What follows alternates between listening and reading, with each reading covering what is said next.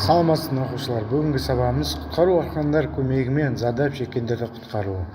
Құтқару арқандардың көмегімен құтқару жұмыстарын өткізу өзінің қарапайымдылығы, мобильдігі, әмбебаптылығы және салыстырмалы қауіпсіздік жағынан ғимараттар мен имараттарды қираған кезде ең таралған әдістердің бірі болып табылады.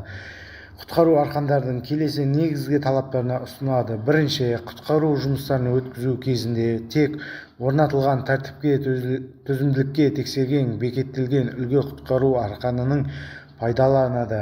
Екінші, қол астындағы құралдар және көрсетілген тексерілген арқандар қанаттарды қолдануға тыйым салынады. Үшінші, құтқару арқандарының ұшырасты әрбір 50 түсті сайын ауыстырылуы тиіс.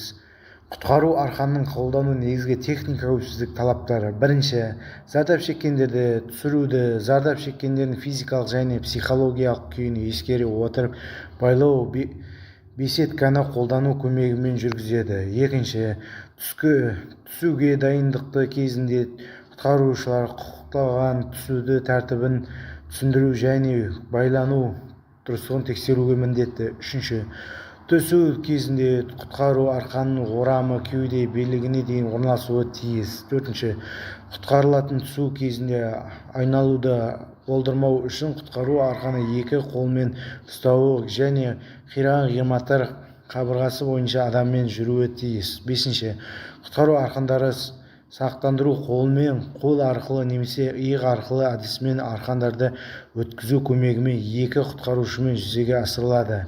Алтыншы, егер зардап шеккен адамға алып қабырға бойынша қозғала алмаса, онда оны арқан көмегімен үшінші құтқарушы түсіреді. Жетінші, құтқарылады қабылдау қолдау астында құтқарушы жүзеге асырады. Сегіз, түсу кезінде арқандар конструкцияларының өткір ұштарына тимеу бақылау қажеттілігі жағдайларынан ағаш немесе басқа төсендіргіш қолдану керек. Арқандарды бекіту нүктесіне бекіту келесі әдістермен өткізу тиіс. Арқан ұшын тесіру восьмерка немесе булин түйіндеме бекіту. Бұл жағдайда бекіту нүктесіне сақтандырған кигізуге тиіс. Карабинді тірек элементіне жалғау. Егер бұл мүмкін болмаса, арқан ұшында восьмерка түйіндеме байлау, оған қосымша карабин тағылады. Тіреу байланысады. Встречная восьмерка түйіндеме байлау, ал топсаға карабинді тағу. Арқан ұшында восьмерка түйімен топса байланысуған карабин бекітіледі. Тіреу айналысына металл топса салынады, ал екінші қоршауға металл топсасынан ұшырған тіреу айналысын тұйықтана отырып карабин тағылады. Карабинге арқан ұшырады бекітіледі. Болат арқандар сәйкесінше бекітілуге, бірақ арқан ұшына коуш тағылады. Болат арқанды тіреуге байланысты рұқсат етілмейді. Құтқару кезінде қолданатын байлау түрін байланып үйренеміз. Қазір байлайтын түріміз қарсы бау, орысшасы встречный. Бірінші былайдан байлап аламыз, мінекей. Осыдан қарсы жүргіземіз деп жаймен, мінекей. Былай, ізімен, байланған ізімен бүйтіп. Міне ана қарай алып береміз соға, қайттан. Өзінің кірген жеріне. Соған тартып жібереміз, осының бәрін жіп бір-бірін ұстап қалады, мінекей. Жіп ол неше қолданады? Оның қолдану себебі жіп жоғары жақта да жүрген кездерде, сондай жерлерде жіп жетпей қалады. Сондықтан жіпті бір-біріне жалғау керек. Ол қанша тартсаң да не істесең де үзілмейді ол. Келесі байлауымыздың түрі ол грейфан. Бірінші екі жіп бөліп, осылайынан қойып аламыз да, былайынан думалақ қылып айналдырамыз жіпті. Біреу, екеу, үшеу. Үшеуден артық айналдыруға болады. Соны айналдырғаннан кейін, соны ішінен тестіне тығамыз, мінекей. Тығып, бүйтіп жаймелеп күшейтеміз. Ұстап тұру керек оны. Мінекей. Енді келесі жағында да сөйтеміз, мінекей. Айналдырамыз. Біреу, екеу. Бүйтіп жаңағыда ішіне қарай тығамыз оны де.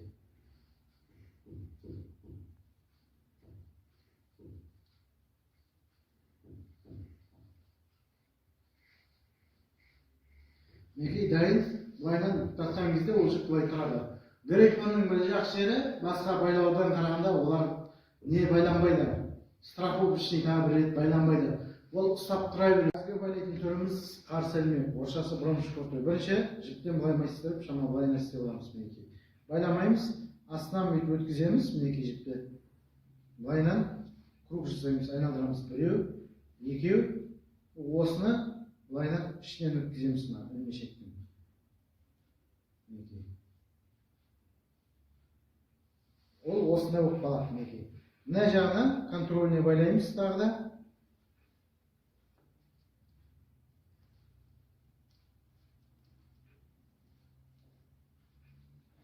Мінекей контрольный. И мына жағына да контрольный бір байлаймыз.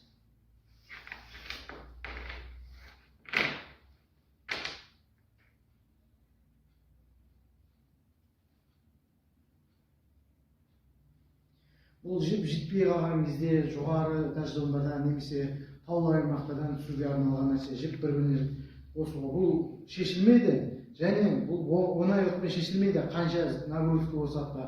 Бірақ бұл оңай шешіледі мінекей.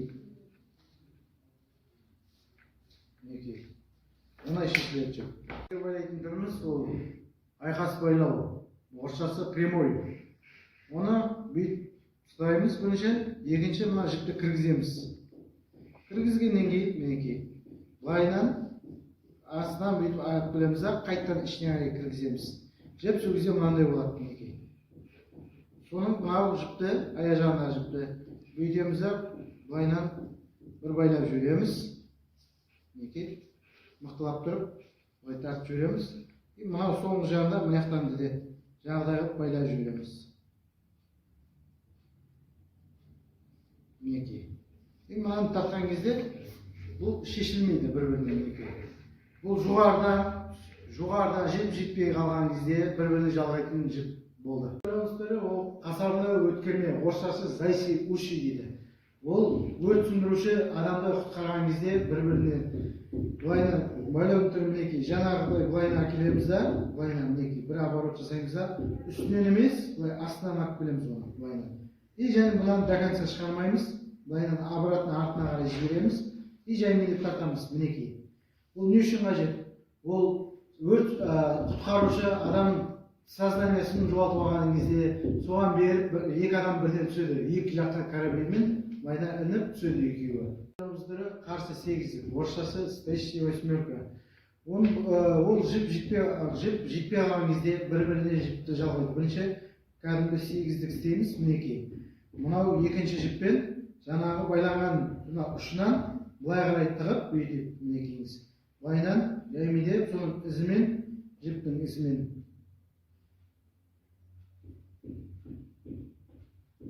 Мінекейіңіз көріп тұрсыздар, сөйтіп ақ бөлеміз, қайттан бүйтіп өткіземіз мінекей.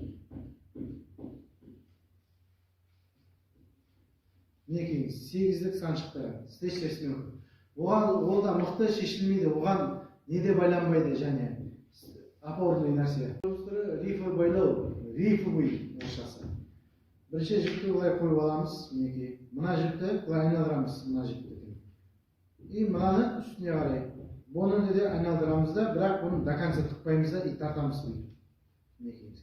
Ол жіп жетпей қалған кезде тартылады. Және ол мінекейіңіз шешілмейді ол. Мін түскен кезде, түсіп болғаннан кейін ол мынаны тартып қалған кезде уже жіп шешіледі. Байлауымыздың түрі өткерме, орысшасы проводник. Ол карабинмен төмен өтіскен кезде байланатын нәрсе. Аламыз бүйтіп, и былайынан кигіземіз. Кигізгенде мынаның бәрі бір-біріне шықпау керек мінекейіңіз. Тартқан кезде мінекей былай бір-біріне шықпайды ол. Және оңай түсіледі, және оңай шешіледі ол. Мінекей көріп отырсыздар. Байлауымыздың түрі ол стремя. Стремя ол төбеде арқамен ілініп тұрған кезде аяқпен шамалы арқамен көтеретін нәрсе. Арқанды аламыз, бір жағын майыстырамыз, мінекей. Екінші жағын бүйтіп майыстырамыз. Сөйтеміз де қосамыз арқанды. Мінекей. Осындай болып шығады. Оған аяқты немесе аяғыңызды қойып, дальше көтеріп шыға береді. Ол шықпайды. Келесі байлауымыздың түрі, ол құтқарушыларда құтқару обязанностьсы болмаған жағдайда жіптен істеледі. Мінекей. Бірінші адамның кеудесіне дейін арқанмен бірдей қылып келтіріп аламыз. Осылайынан. Осыны аламыз да, Өйтіп байлаймыз да, өйтіп. Яғни адамның аяғына кигіземіз. Бірінші.